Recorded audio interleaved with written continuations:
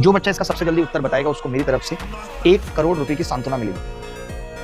जीवे धोरे करें सर, आपके अगर कोई सफाई करने वाला नहीं है, बट अपने कमरे की सफाई मेरे को उसमें बड़ा मजा आता है। हर संडे में करता हूँ, सारा सामान खोल के बैठ जाता हूँ। एक अलग ही रुतबा और अंदाज है उस चीज का, अलग मजा है उसका। देखिए, अब मैं ये कह रहा था भाई पलाश भाई कि केवल एक ऑप्शन हम काट सकते हैं इस आधार पे कि 8 किसी भी परफेक्ट स्क्वायर नंबर के लास्ट में नहीं होता। 8 किसी भी परफेक्ट स्क्वायर नंबर के लास्ट में नहीं होता, ठीक है। बाकी ये सब तो होते हैं। अब ये तीनों ऑप्शन परफेक्ट स्क्वायर नंबर हो सकते हैं, तो मेरा फेल हो गया कंसेप्ट लास्ट डिजिट का भी और लास्ट 2 डिजिट का। अब मेरे पास बचता है एक डिजिटल सम, तो मैं डिजिटल सम निकालना सिखा रहा हूँ। अभी तक आप डिजिटल सम बहुत लंबे तरीके से निकाल रहे थे, थोड़ा छोटे तरीके से निकाल रहे हैं। एग्जाम्पल से बताता हूँ, जैसे 2 3 9 है, तो जब आप इसका डिजिटल सम निकालेंगे 9 और 2 11 और 3 14 आए, और 14 का फिर वापस निकालेंगे तो 5 आए।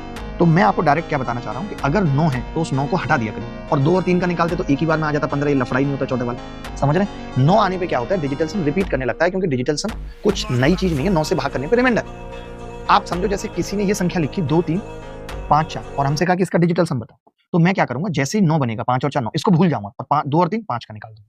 तो मैंने कहा पहले वाले का डिजिटल सम कितना होगा, जैसे 9 आया तो मैं भूल गया, 4 आया 5 आया तो मैं भूल गया, 6 और 2 8 आ रहा है पहले का डिजिटल सम। हमने कहा ये संख्या परफेक्ट स्क्वायर नंबर नहीं हो सकती, क्योंकि परफेक्ट स्क्वायर नंबर का डिजिटल सम, परफेक्ट स्क्वायर नंबर का डिजिटल सम 1 4 7 9 होगा। परफेक्ट स्क्वायर नंबर का डिजिटल सम 1 4 7 9 होगा। ठीक है, क्लियर है बात? सबको क्लियर है? मैं क्लियर दिख रहा हूं? ठीक है। आपने कहा कि जी 9 हटा दिया मैंने, 5 और 4 हटा दिया, ये 3 आ रहा है, तो आपने कहा ये भी नहीं होगा।